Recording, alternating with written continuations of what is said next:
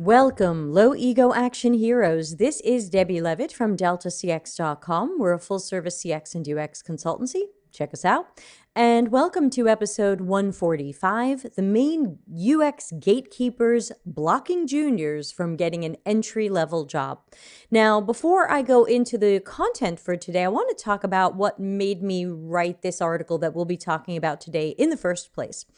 And on LinkedIn, I mostly hang out on LinkedIn, so I don't know what's going on Twitter, but hi, Command Design, I know who you are.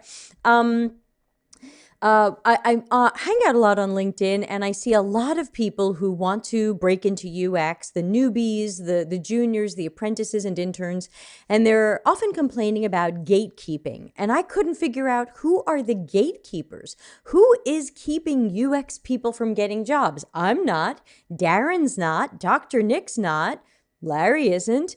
You know, who are these people who are blocking UX people? And when you ask them, they sometimes say, seniors. And I'm like, is that me? You know, who is that? It's like this gray, shapeless mass that we're mad at, but we don't even know who it is. So I was trying to figure out, who are we mad at? Who could be gatekeeping these people? And how, is this real? Usually my reaction has been, gatekeeping isn't a thing. Nobody is keeping you from a job.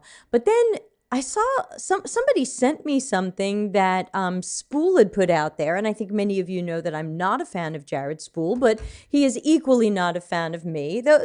Yes and no. I mean, he steals from me. He goes between stealing from me and not liking me. So, you know, he's got two modes.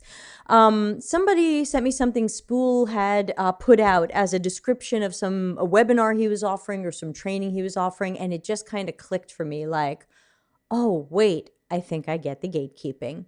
So I am not generally for the idea that there's gatekeeping. I don't want to inspire people to talk about gatekeeping. I don't want to inspire us to point fingers and blame. But I think that if we are going to complain or look for a root cause or a source of what is going on with blocking juniors from getting apprenticeships and internships and entry-level jobs, I think I'm onto something. So today I'm going to be reading out loud an article that I wrote that is called, the name of the show. What is the phrase? Thievery is the highest form of flattery. You know I don't agree with that. You know, the thief came up with that phrase. It is definitely not me. So let's switch over to my screen. Again, this is a Medium article. You can easily Google it if you find you're interested in it and want to share it with others. I have it in a private browser today. So here's me. Here's the optional tip jar. Here's the live chat room. And also let's quickly take a moment to thank everybody who supports the show financially through the YouTube join button. These people are paying $3 to $10 a month to financially support the channel, which is totally optional, but always appreciated. So thanks to all of the low ego action heroes keeping me in streaming software and chocolate chips. So as I read this, you are welcome to ask questions, make comments, disagree with me, offer another angle. You know, this is meant to be as close to a conversation as possible. And I think the YouTube right now is delayed 20 or 30 seconds. So it's pretty close. And of course, if you're interested in the show and you'd like to learn more about the YouTube stream, just go to deltacx.com/links and you can find everything you want to know there. So this is a long article, so I'm going to be reading it in full. And, you know, let's talk about it as we go. So here we go. The main UX gatekeepers blocking juniors from entry-level jobs. Dear everybody trying to get a UX job, I figured out who the main gatekeepers are. People are keeping you from getting your first job in UX, an entry-level job where you will get training, because you deserve to be given a chance. If someone is going to get some training and a chance, it should be you, after everything you've been doing, right?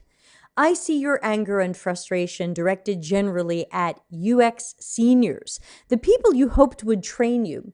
I see you directing it at employers who didn't choose you, but they're not your real problem.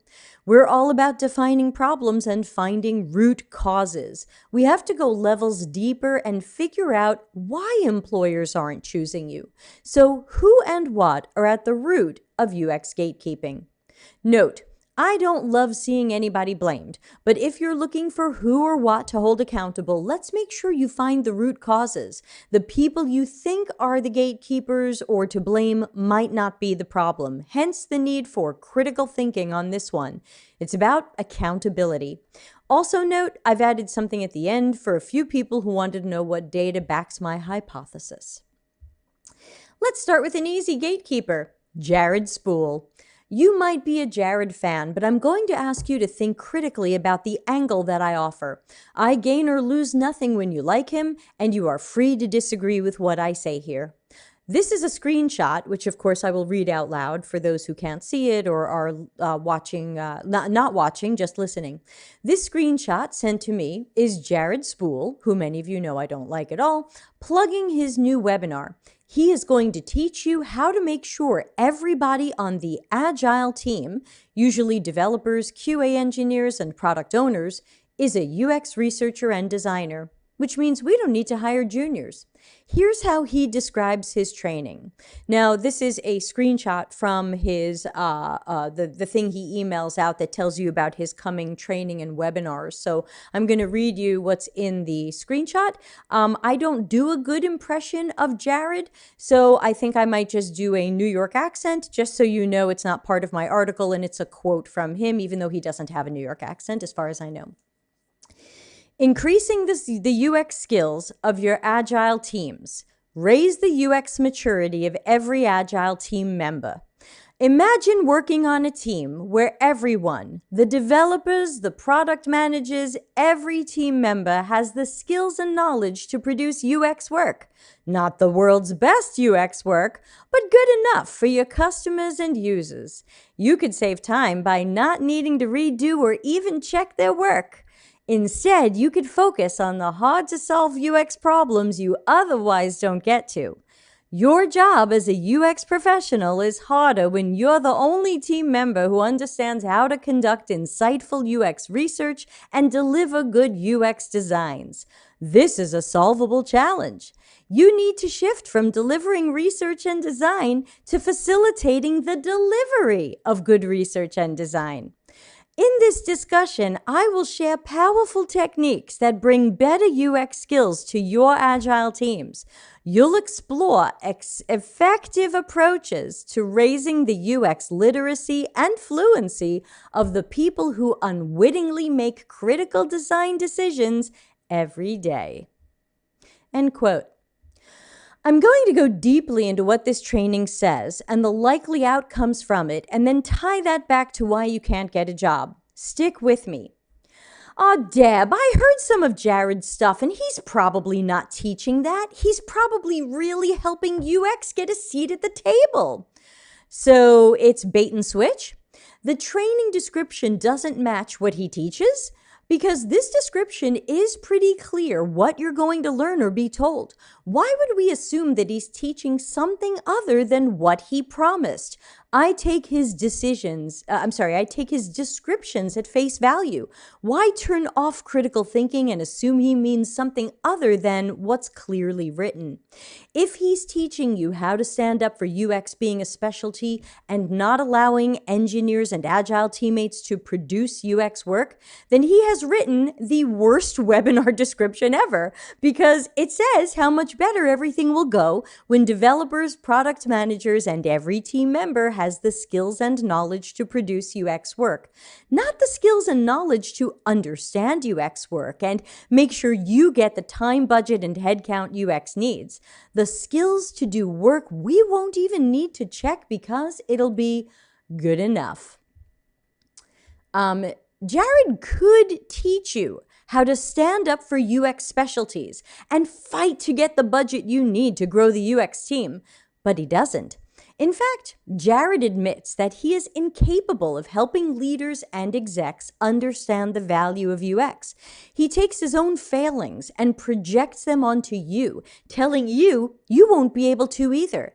This is false, defeatist, and strange, coming from someone positioning himself as a UX guru and maker of awesomeness.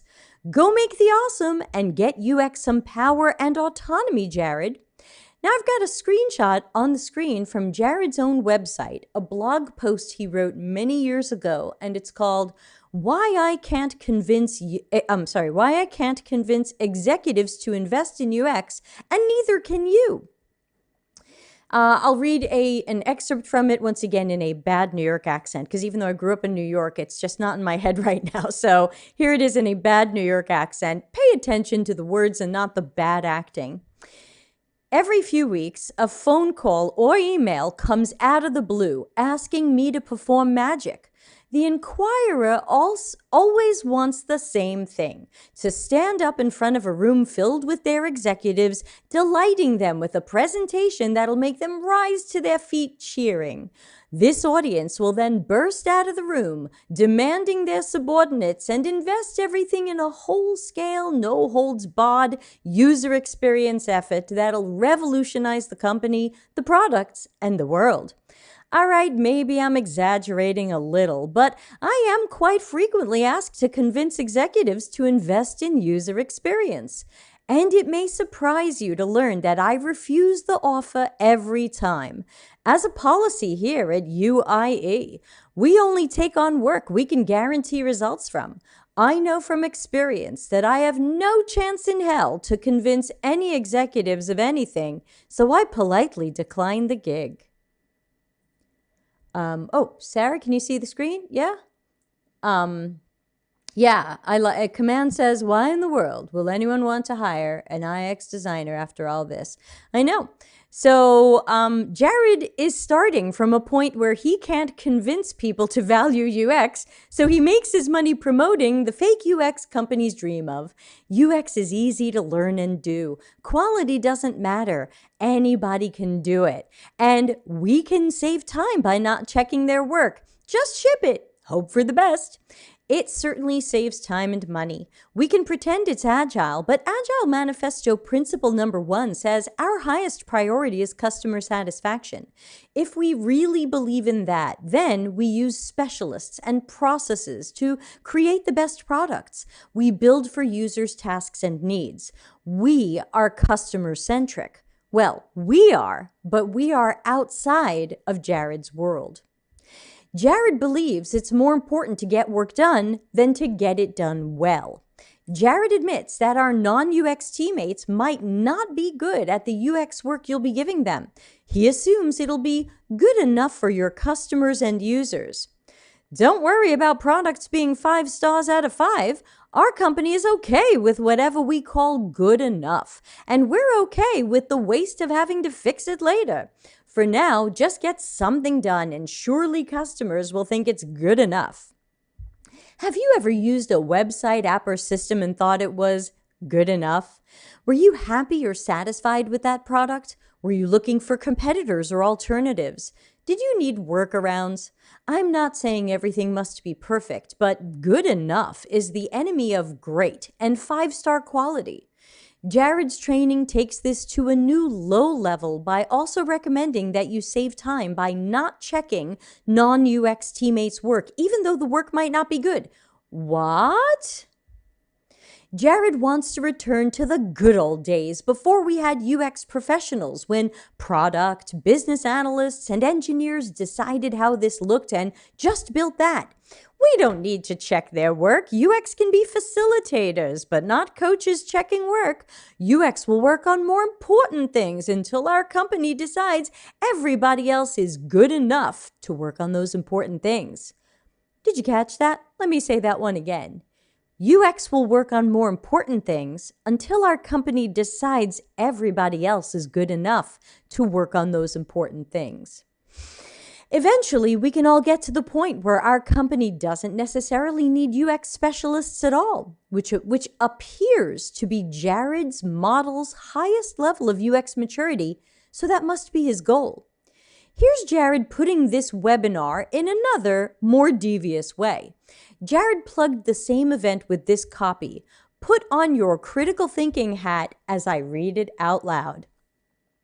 UX professionals often spend too much time compensating for a lack of UX skills in agile teams. We do? Oftentimes, people without UX in their job title are making important UX decisions. Developers are making user interface and workflow decisions. Product managers are deciding on features and interviewing customers. When key members of an agile team make UX decisions without UX skills, it slows down the entire team. When UX folk need to clean up these team members' substandard UX work, they become a bottleneck, holding up the progress of the entire team. It doesn't need to be this way. Ooh, did you notice you're a bottleneck for trying to clean up substandard work?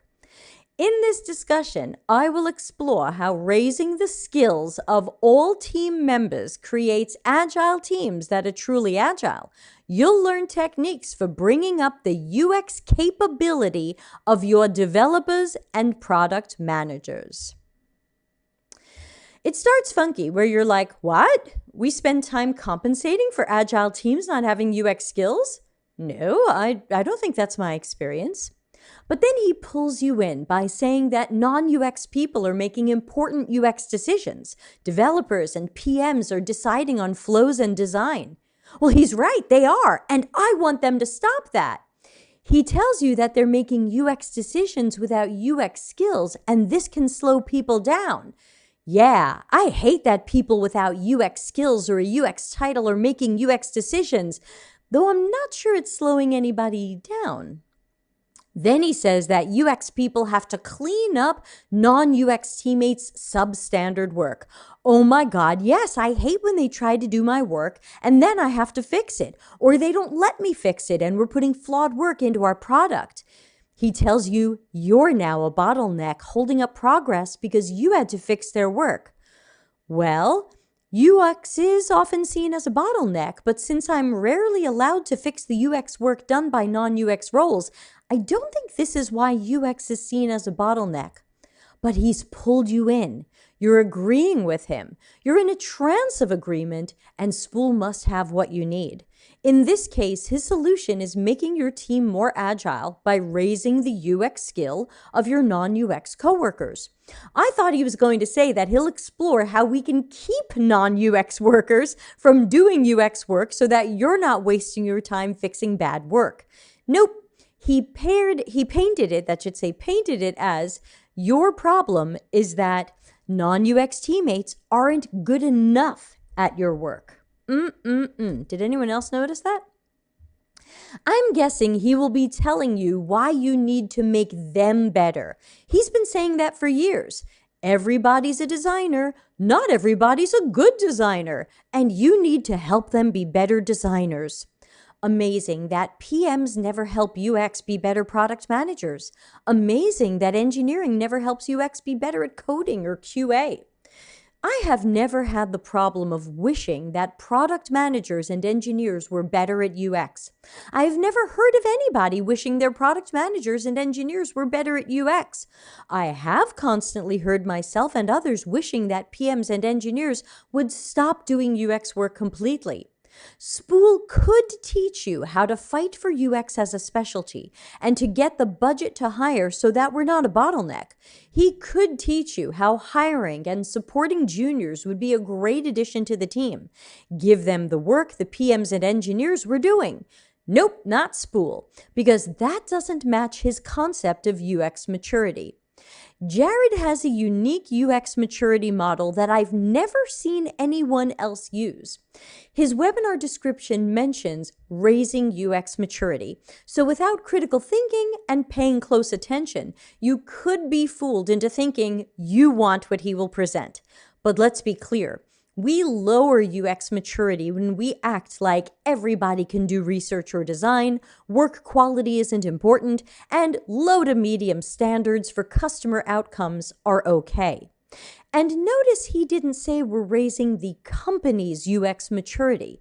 He said we'll raise the UX maturity of every agile team member, those developers and product owners. They'll be so UX mature that they can do our work without oversight. Jared's ideas run against UX evangelism and increased UX maturity. But I've got a photo here on the page that I took at one of Jared's talks where he showed his model of UX maturity, which he calls growth stages of organizational UX design. And I'll read through it for those who aren't familiar with it.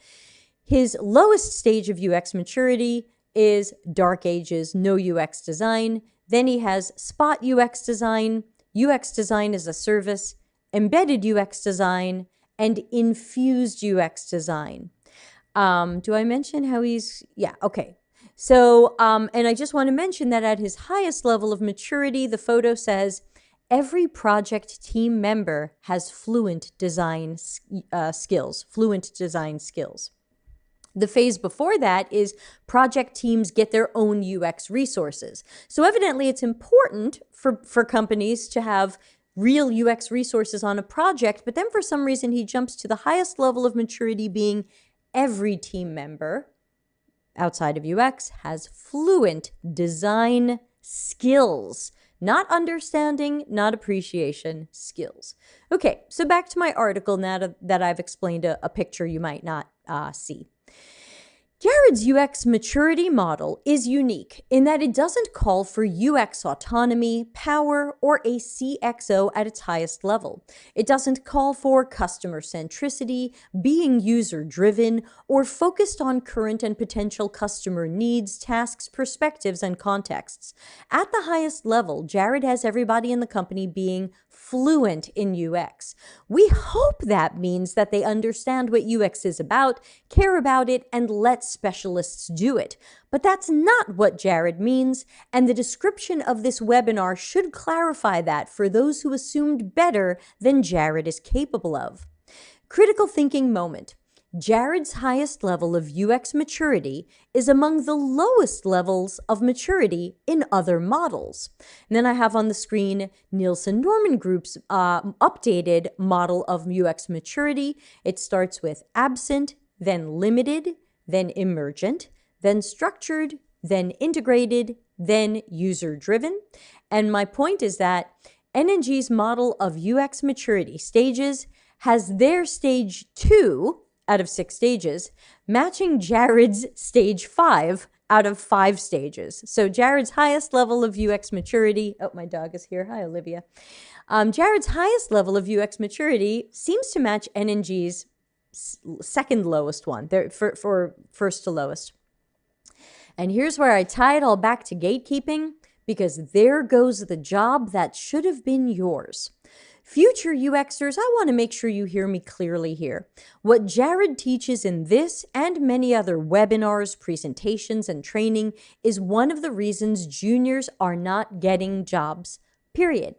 If we're giving our training time and our chances to non-UX roles at our company who have less education, less experience, and less talent than you do, that was your job. If we are turning product managers, engineers, and others into immediate UX staff because that seems like a fast thing to do, that was your job. If we're investing in non-UX staff who don't plan to become UX staff, that was your job. The company should have hired you and given you that chance. Critical thinking moment. Drop Jared's spool. Stop pressing like and sharing. Stop hiring to teach your company how to undo our entire profession. Cancel your subscription to his community. UX managers and leaders don't fall for this. We hire developers when we need developers. We don't try to upskill non-developers. We learn to respect developers when we see that their work isn't easy to do or a fast upskill. Instead of training PMs and engineers, hire UX apprentices and juniors. Train them. Make sure we have fantastic seniors in 5 years. Demand the budget to bring in specialists because UX is specialized. Teaching everybody that anybody can do UX, even without education, experience, or talent, undoes our specialty and profession. Why do we imagine we can learn how to raise UX up from the person who wrote an article about how he's unable to raise UX up and constantly proves true the fact that he can't raise UX up? Why do we assume he's better than he clearly and consistently shows himself to be? It's a fantasy to imagine that Jared Spool is going to raise UX up on your team or at your org. Why are we training and coaching people who don't plan to work in our industry? Now we have a shortage of talented seniors with 4 to 5 or more years of real experience because we started giving away our power and specialty years ago. Fun exercise. Ask yourself what it looks like when someone stands up for UX, raises it up. Here, try this in the chat room right now. Everybody, write something in the chat room for this little fun exercise. Ask yourself, what does it look like when someone stands up for UX, raises it up, helps us get power and autonomy, and teaches us to fight for the time, budget, and headcount we want? What does that look like? Write it down. Then look at what Spool says, publishes, tweets, and teaches. See if he matches your standards for what raising or evangelizing UX looks like, or if you would have to evangelize and fight to undo what he says.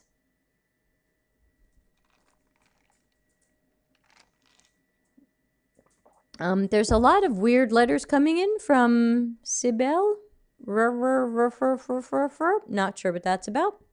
Larry says, does anyone know what Jared has actually designed? I ran a cursory search and couldn't come up with any case studies or claims to fame. Anyone? I haven't been able to find it either. I don't know if anyone is still writing. I would love to see what anybody thinks it looks like when someone cares for our profession and fights for it. And then I would like you to compare that to the things Spool says and does. Anyway, I'll move on with the article. We still have plenty more. UX might not be Jared's target audience. Hear me out.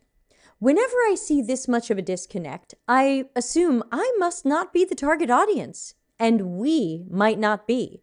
Jared might want to make this sweet, sweet money by selling this to product managers, engineers, agile coaches, and others who dream of speeding up UX by letting anybody at any skill level do the work.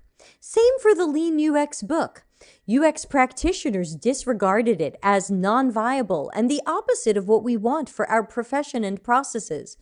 Agile and Scrum love the Lean UX book because it empowers them to disempower UX.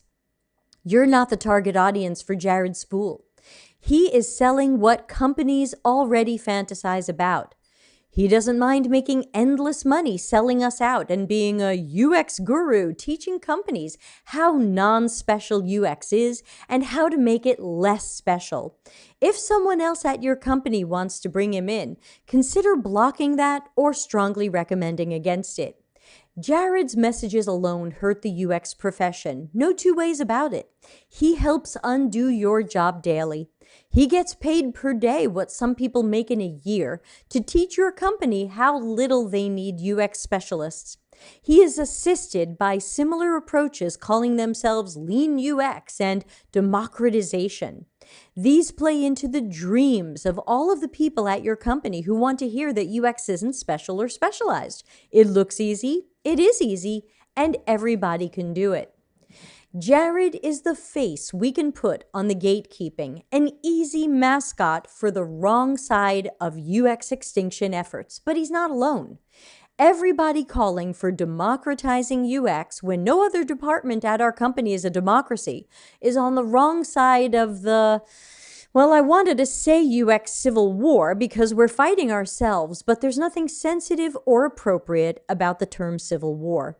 So how about UX extinction? Because half of us are fighting to have a profession, and it seems like half of us are actively trying to make UX go extinct. Jeff Gotthelf, who wrote Lean UX, is on the wrong side. Everybody telling you to fake UX until you make it, or get fired, who can say, is on the wrong side of UX extinction. Just do design thinking or design sprints is on the wrong side of UX extinction. I am devoting most of my year to calling this out.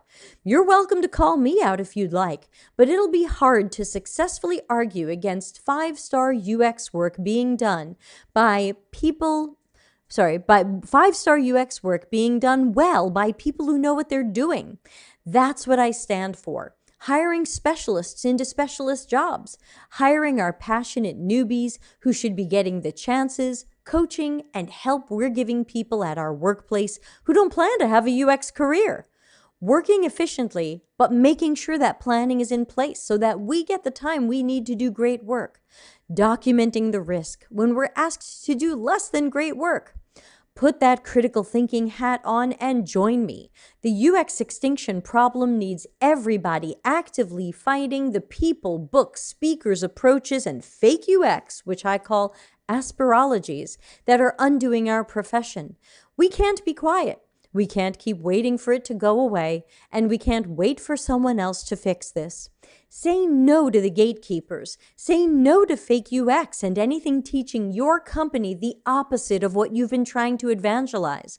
Say no to the approaches or training that roll down the slippery slope of anybody can do the UX.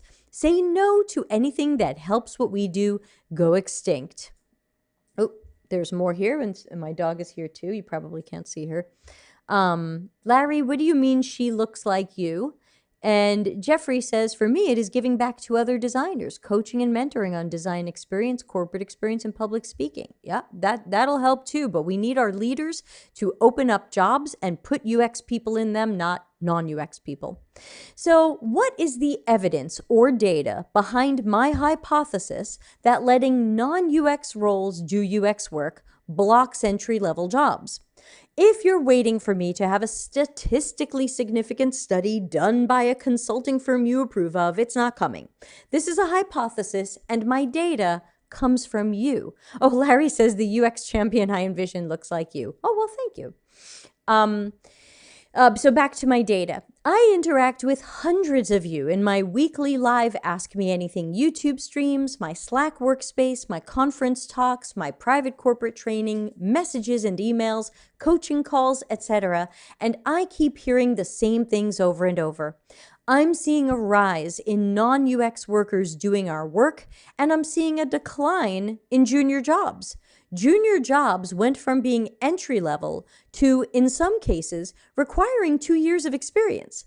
Well, sure, if a product manager without education or experience in UX can do UX work and have no UX title at all, then a junior must need some real experience. So you don't want to hire a newbie with less than a year or two of experience, but you will let UX newbie coworkers without UX education or experience do UX work, in some cases without training? And Spool is suggesting that you can save even more time by not checking their work? I'm seeing a shortage now of seniors, especially given the increase in senior level jobs. For 3 to 5 years, some UX veterans have warned that if we don't have a way for entry level people to start and get support, we wouldn't have seniors in 4 to 5 years. We're there now. Instead of learning from this and making sure entry-level people have a way in, we are giving the work to non-UX roles, people who aren't going to join the UX department and build a UX career. This is also supported by books and conference speakers and Spool who suggest this. This sets up a future where we will have fewer and fewer people actually in a UX career. Fewer people in a UX career means that we might feel like we have to turn to more PMs, BAs, and engineers doing our work, and we spiral into extinction. Suggesting that we have non-UX workers do UX is often just desperation. This is the plan A for very few people, since there are very few people who work in UX and value it so little that they don't mind diluting our specialty or teaching others that anybody can quickly and easily do our work. This is, I'm hoping that warm bodies doing something like what we will do will help us get this work done, and I guess I'm desperate enough to have to not care how well the work is being done. To paraphrase what I tend to hear, not direct quotes, I'm the only UX researcher at my company. My manager just announced that PMs can do usability testing and I'm supposed to only give them an hour of training. We didn't get the budget to hire more UX workers, so PMs are doing some research. Their work is often flawed. I'm wondering which is worse, the interviews my POs are doing or not doing interviews at all.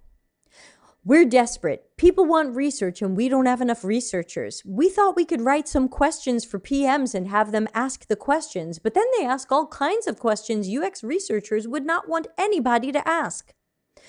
I can't hire an intern, but I'm told that PMs have a lot of spare time and they're excited about UX. We opened a UX coach job. They don't do any UX work. They teach and facilitate non-UX roles doing UX work. We're going all in on upskilling non-UX roles who will do some research and design here and there. My manager is from IT. They don't understand why we need specialists even when I explain it. Safe Agile says engineers control and do UX, so they are sure they're doing our work well enough despite some of our disaster projects. Our product managers read the books by Marty and Teresa that said they absolutely must conduct interviews themselves or they're not getting the first-hand knowledge they desperately need. They can also get first-hand knowledge from observing the interviews. The questions don't have to come out of their mouths. I love Spool. He's so right when he says that juniors should do production design and we should teach everybody they can do UX work too. I love workshops. Everybody should be doing UX work. But magically, everybody shouldn't be doing everybody else's work. Hi, Elliot. I always wonder what would happen if more managers and leaders stood up to these things and fought for plan A versus accepting the first roadblock. I've never had a manager or leader make it sound like they tried much more than, well, I asked for the budget and I couldn't get it. I'm sure some have tried more, but I think in many cases, UX managers are ground down and giving up too easily. They hope for the happy path, like the happy path Spool webinar describes. This work will be good enough. You won't regret this, and you won't wish you could undo this decision. Plus all the people managing UX who don't come from UX. They're in product, IT, or marketing. They don't get what we do, so they don't know the importance of bringing in specialists. They might think that UX research is asking some customers if they like our new ideas. I hear these and more so often that I have 20 to 30 minutes of this in my video, which I think I linked to episode 115. Episode 115, including how to do the math to determine which costs you more, training non-UX, overseeing their work, and the mistakes they might make, or hiring more people into UX. That probably needs to be its own article. And that's the bottom line for me. You might spend more money having people from outside our department trying our work than you would just spend hiring people who want this as their career. This is the argument to make when someone says you can't get the money to hire, but will take some product managers or engineers away from their work, time and money lost, to try our work with potentially bad results. But Deb, don't we need everybody to give us the ideas that we can design? This tends to go with people who love design by workshop, people who love design thinking, design sprints, and who define collaboration as design by committee. You'll also tend to see this more from people who are newer to UX and people who are secretly concerned that they are not that good at UX since they would sometimes rather do things in teams and in groups than take on projects alone. There are times to bring people together to share ideas, and there are times to not do that. We have to find balance here. If we're constantly taking people away from their other work to help us do ours, we can end up looking codependent and incapable of our own jobs. But can't we do both? Can't we hire juniors and teach everybody at our jobs how to do our work? Hey, you can do whatever you want. I would love to stop you, but I can't. If you want to teach others to do our work, or just let them do it with no training or oversight, you can, but use your critical thinking to consider the possible outcomes. Consider what you will teach others about how easy your job is to do. Consider that you might teach them we don't need to grow the UX team much or at all, since anybody can pick up the work as needed. Consider all the other Medium articles about how badly democratization went and how they are trying to undemocratize. Consider how it looks when you request money to hire someone with 1 year of experience, but then give work to people with 0 years of experience. Why would you ever need that person with experience? You can do these things if you want, but I will ask you to use your CX and UX powers of critical thinking, deductive reasoning, and possible outcomes to determine if this could work against you, the UX department, or the customer in the short or long term. That's the article. Thoughts, questions, comments, disagreements, alternative perceptions, views.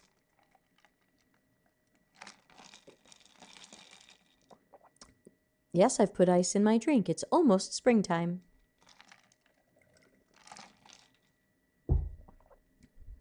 Anyone alive? Anyone not crying? Hello? Anyone out there?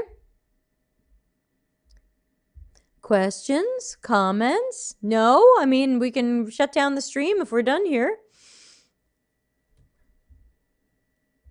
And Larry said, when these fake UXers do a lousy job at UX, it erodes the perceived value of UX, and then people won't even hire trained UXers. That's exactly my point.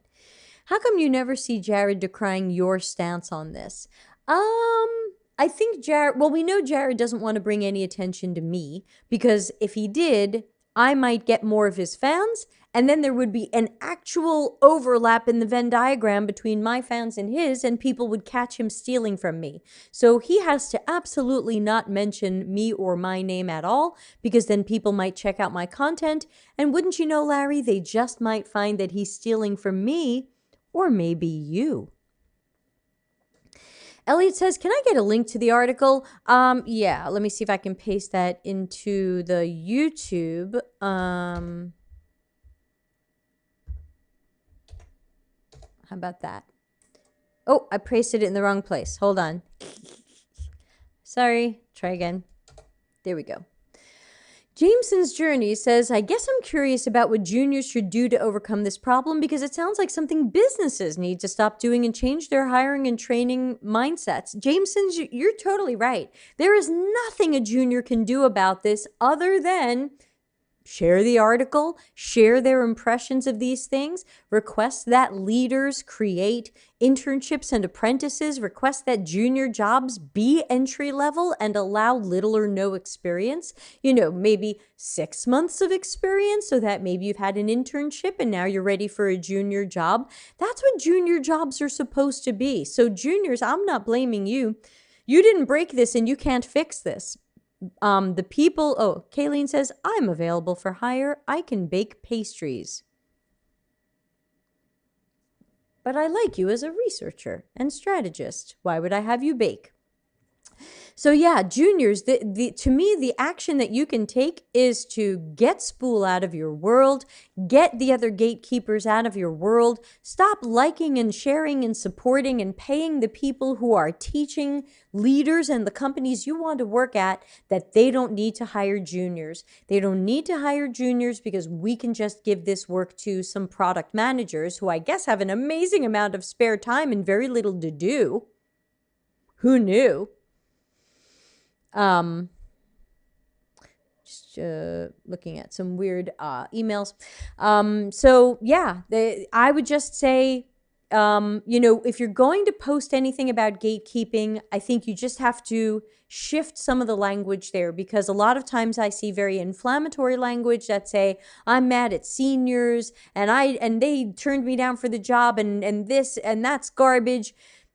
Okay, but that doesn't fix anything and it doesn't get at the root of the problem. If you are going to post or tweet or talk about being kept out of a UX job, let's talk about what's really at the core of it. And at the core of it is our entry-level jobs expect years of experience because we're giving the no experience jobs to product managers and engineers. Kayleen says the pastries are a bonus on top of my UX qualifications. Oh, good. So that's what I think we can do. I think if we are going to talk about gatekeepers or the like, we have to make sure that we are focused on the right thing and that we are giving people a call to action. Because when I see the LinkedIn posts that just say, I hate seniors and gatekeepers, blah, blah, blah, what am I supposed to do now? There's no call to action there. I can't tell if you're mad at me. I don't know who you're mad at. Oh, good. Command's typing some questions. So I think that if we are going to talk about this, we have to really call for UX leaders to take control of these situations, stop giving the work to anybody who seems to have spare time, and create those jobs for interns, apprentices, and real entry-level people who are going to have minimum experience. That's what we need to do. We need to open up the minimum experience jobs. Larry says, my current team is comprised of entry-level UXers, and training them up has been a benefit to me as well as them. They are awesome and will promote real UX throughout their career. Absolutely. Supporting somebody who is new to UX, and especially someone who plans to make this their career, because chances are the developer trying to do some UX does not plan to make UX their career. We're going to be supporting people for the long term. Right now, we have a shortage of seniors because we didn't support people 4 or 5 years ago. We said, just give the work to anybody. Kayleen says, what about departments that genuinely believe that UX is part of their domain and responsibilities? Yeah, that's also very difficult because there is a big UX land grab right now. We have flavors of Agile and Scrum saying that Agile developer teams get to do UX, and we have product managers who, again, appear to have way too much free time in their day where they think they need to do research and design. And I think, there is a department called UX. There is a job called UX. And I think that it's really, as soon as we see something that says research or design, we have to realize that is UX's domain. And that's it. If product managers are saying, I should be able to do research, hold on, whose job is research? I should be able to do design, wireframes, sketches. Well, hold on. Who did I hire for that? The thing to remember is that the people who have the UX jobs at these companies, you wrote a job description, you demanded experience, maybe you demanded a degree, you put them through hours or days of interviews, you checked their work, you had standards for that person. Why don't we have the same standards when someone from product wants to do some interviewing? Why don't we have the same standards when an engineer wants to do some design? Where did those standards go?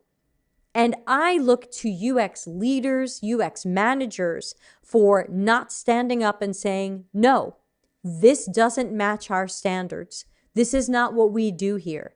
We have job descriptions. We hold people to standards. We don't just grab anybody off random teams and say, oh, a marketer with some spare time, let's see if they want to do some wireframes. Command says 1. About collaboration. How exactly is collaboration supposed to be done with other members of the team, like product managers and top management? Okay, let's talk about that. So that is also in episode 115. So again, I cannot recommend highly enough that everybody see episode 115. It's not outdated yet, even though it's from last year. I've rewritten a few slides, but it's still pretty good. So just go to YouTube and write Delta CX 115. It is 2.5 hours long, but it covers a lot of the things y'all tend to ask me about. So 115 is a good one to catch up on.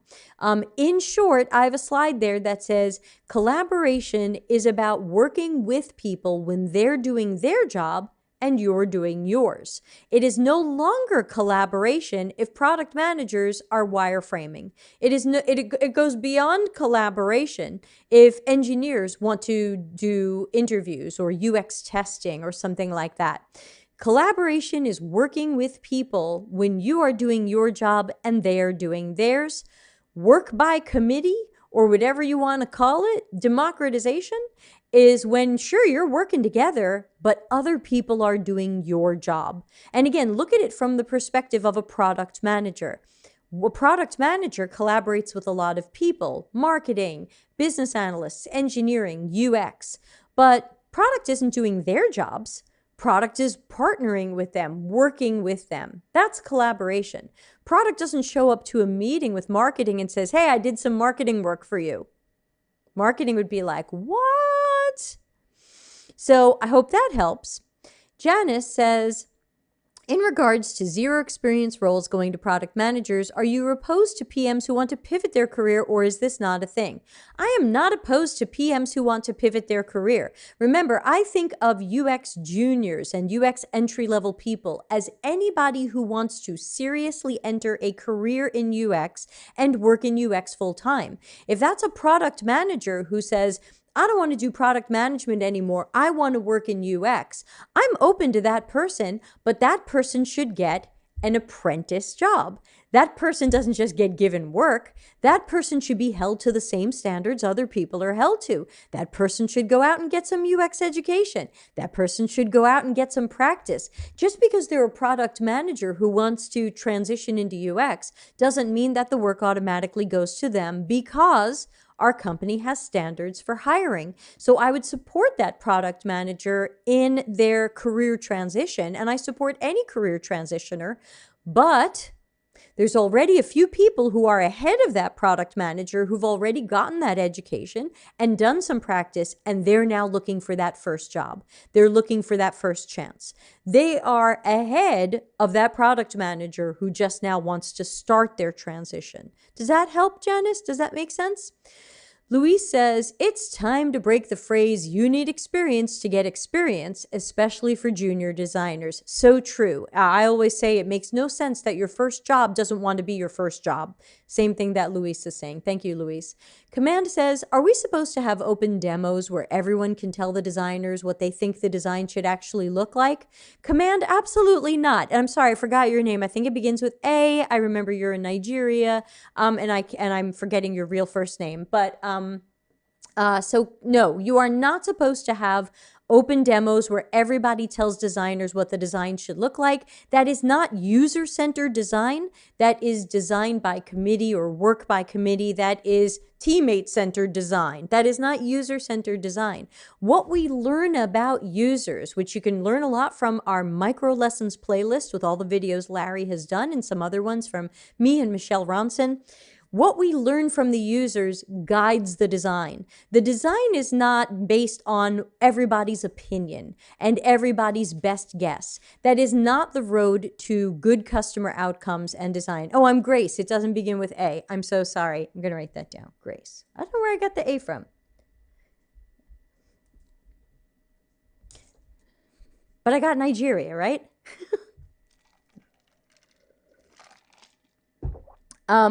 So, okay, thank you, Janice.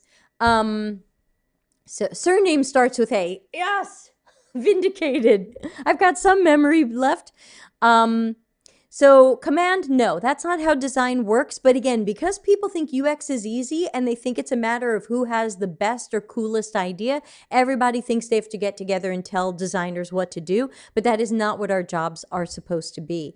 Larry says, I've run into a few fake UXers and have found it helpful to ask them for their definition of UX and what it takes to achieve that. I then correct them and they tend to fall silent. Command's question number 2.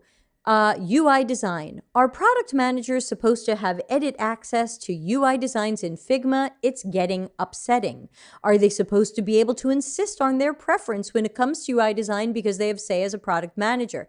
Okay, so again, same kind of thing, Grace. You're basically talking about a bunch of people overruling you or circumventing you.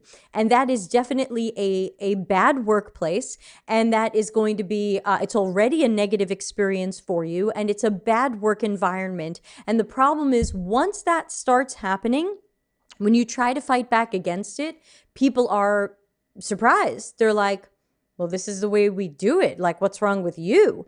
Then it becomes kind of gaslighty.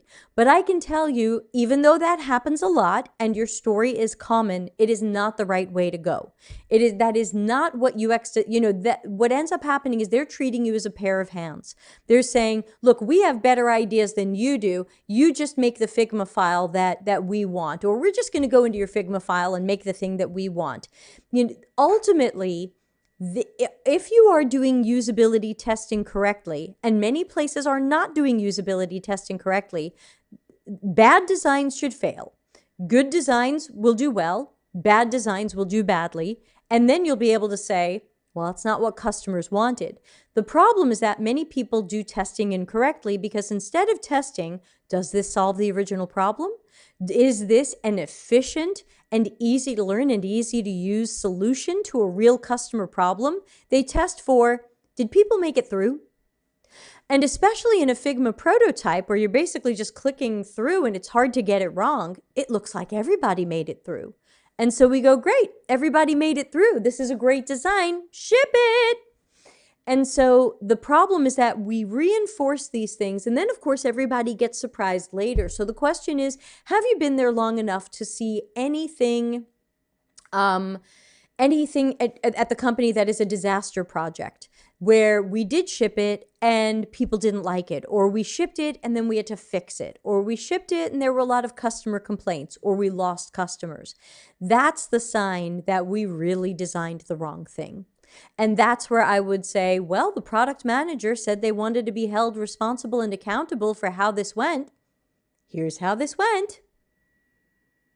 You know, excuse me, that takes a lot of guts, and that's a tough thing for people to find a gentle way to say, but we've got to say it. Azo says, I think one reason for this mess is that while UX is a multidisciplinary holistic field, people tend to use boiled down, abstract, vague definitions.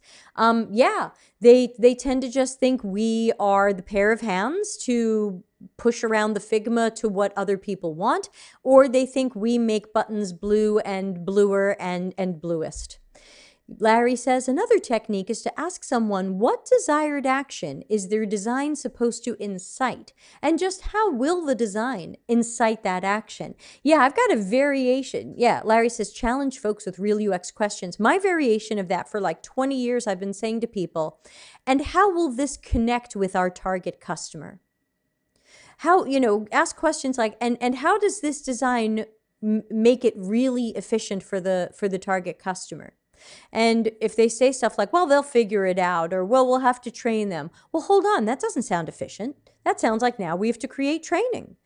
How is this efficient, easy, logical, intuitive for our customer? Larry says, when the PM interrupts, ask them what UX design principle they're referencing as the basis for their design suggestion. Right. I mean, that ends up sounding a little bit aggressive, accidentally aggressive. I think we can ask why. Whenever PMs have tried to do designs and showed them to me, I say, and how did you know this was right for our target users? And usually it's like, well, I just like this idea. And I go, well, it's great that you had an idea and that you like your own idea, but how do you know this is the best idea for the target users? Well, I'm thinking about the users. Okay, what about the users are you thinking about? What do you know about them? What do you know about their tasks and their workflows, their context, their perspectives, their priorities? What information about the users were you using when you thought about them? Command says, great suggestion, Larry. I'm usually very assertive, but I'm trying to tread softly here. I'm 3 months in. Yeah. Tony's here and says, what about companies that do group usability testing where there's 5 to 6 people simultaneously giving feedback? Is this good practice, especially at the enterprise level? For me, that's going to be a never. I don't like anything that looks like a focus group. What happens is that there's about 8 things wrong with a focus group, and I've written them out for my book with Larry. Some of the key things that are wrong with a focus group is you get people who don't want to say anything because they are shy, or they don't want to say something different. They don't want to look stupid, like they couldn't figure it out in front of other people.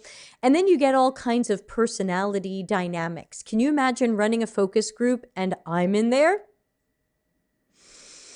That's going to create personality dynamics. There are going to be people who don't talk because I'm talking. There are going to be people who don't talk because they disagree with me and I'm louder. There are going to be people who think I'm judging them, even if I'm not. There are going to be people, yeah, Solomon says, LOL. Exactly. Imagine my personality in a focus group, and there's usually one. And so we forget, we think we're saving time and money by putting people together and getting group feedback and group whatever. But the problem is that you don't save time and money in the long run if you don't get good feedback. It's back to the quality of feedback. This is where we want quality over speed. Speed over quality seems cool, but that is going to sacrifice the quality. And we don't want to end up, someone is crying, and we don't want to end up with bad quality feedback or a bunch of people who just agreed to look agreeable. I mean, can you imagine what it looks like when I'm in a focus group and they show me garbage and I'm going, well, that's garbage. That's terrible. Well, what if there's someone in the group who likes it? Are they going to fight me or whatever? Sunny says, I try to use Marie Kondo's logic. If the user absolutely does not need them, we can decrease priority and just keep what they need. Right, and we would only know what the user needs if we've done good observational research with them and some interviews and some other studies. We can't guess what the user needs. Whether you want to Marie Kondo it or not, we can't guess what people need and then make decisions about that. I'll give you an interesting example, and we're going to run late today. I hope people don't mind. Miro recently removed a feature from their system where when you double click, you get the last sticky note that you used, like the size, the shape, the color. And lots of people were going to the site and double clicking and nothing was happening. And they were all writing onto the public forums like, it's broken. So remember, when something doesn't work the way people expect, they don't go, someone must have deprecated that feature. They say, oh, this is broken. So all these people arrived at the Miro forums and said, this is broken. And Miro actually wrote in and said, no, we purposefully removed that. And everyone was like, why the F did you remove that? And they said, oh, our research showed that some people double-clicked to put up to do something and then erased the sticky note or shape that they just made. So we figured so many people were putting up sticky notes and shapes by mistake that we would remove that feature.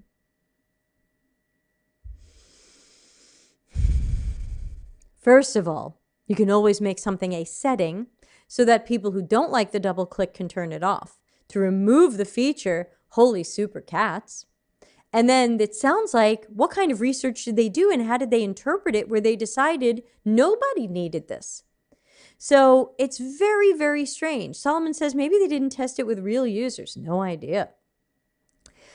Janice says, can you distinguish UI designers from UX designers? Is it primarily the research that UX entails? If so, what distinguishes UX designers from UX researchers? Sorry if you covered this already. I only started watching your channel. No, Janice, you can always ask these questions, though that one's probably better for Tuesday office hours. It's a little bit off today's topic, but let me answer quickly. I can definitely distinguish UI designers from UX designers, and I can also distinguish UX researchers from UX designers. So primarily, researchers do research and testing. Designers do information architecture and interaction design, and usually wireframing and prototyping. So those are really easy to tell apart. They're totally different tasks and phases of our user-centered design process, which looks something like that. What about UI designers from UX designers? Well, UI designers generally over here in the visual design world. They're looking at typography, color, spacing, branding, mood, stock photos, real photos, things that provide that mood and personality and branding, and of course, accessibility. So typically a UI designer is more in that visual design. Sometimes these people come from visual design, graphic design, logo design, print design backgrounds, but might not. So there you go.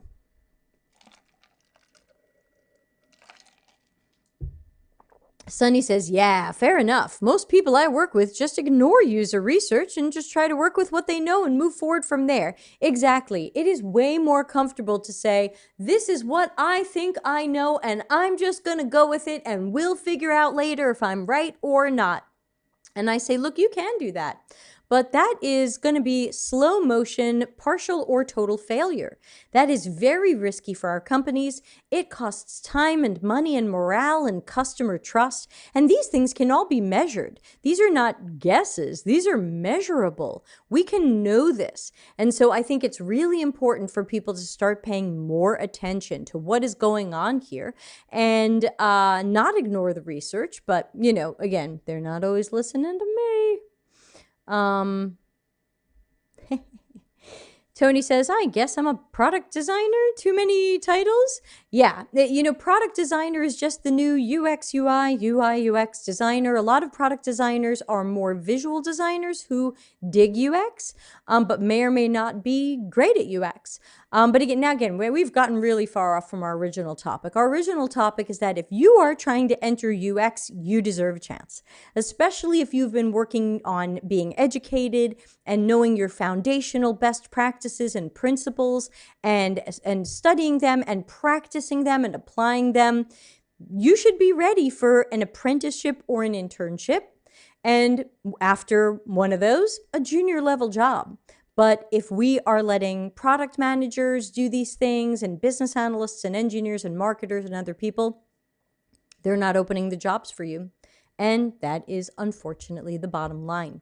So with that, I think we can wrap up the stream. Sorry it ran a few minutes late today, but I will be back on Friday with a critical thinking stream where I look at things that you all send in. If you've enjoyed the stream and you enjoy the shows, please tell at least 3 people about the channel, because YouTube doesn't like to promote my channel because I'm not saying the popular things. So knowing that, I need you out there to be the street team and the marketing department, and won't you please tell people who are interested in UX and want someone who is no BS and is going to support them and teach them. Please let them know there's over 500 hours of content on this channel aimed at teaching and helping UX professionals at all levels. Managers, leaders, directors, newbies, everybody. That's what we're here for. Jatine says, and what's with these guide UX job in 3 months? Yeah, exactly. And sometimes they're not really UX jobs. So another thing. Good gym time listening to you. Exactly. You don't even have to look at the screen. I try to describe everything I can so you're not missing anything.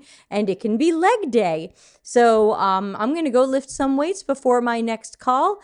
And other than that, I meditate to these sessions. Yes, I don't have the right background track for that, but I can add gong. Okay, at Kayleen's suggestion.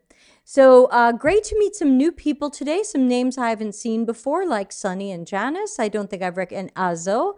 I don't think I've seen your names before. Thanks for joining, and I'll be back on Friday practicing critical thinking on other articles and weird stuff we all find there. Janice says, I'll certainly share. I'm part of a newbie group who graduated from boot camp. We need to learn so much more. Thank you, Janice. Please let them know about the Delta CX YouTube channel. I'm live usually 4 hours a week helping people out, and I love to get questions. No question is stupid, and nobody is treated like, you should know the answer to that. So let's help everybody we can in every way. On that note, thanks everybody. Be well, and I'll see you on Friday. Customer centricity as business intelligence. Visit deltacx.com to learn why we are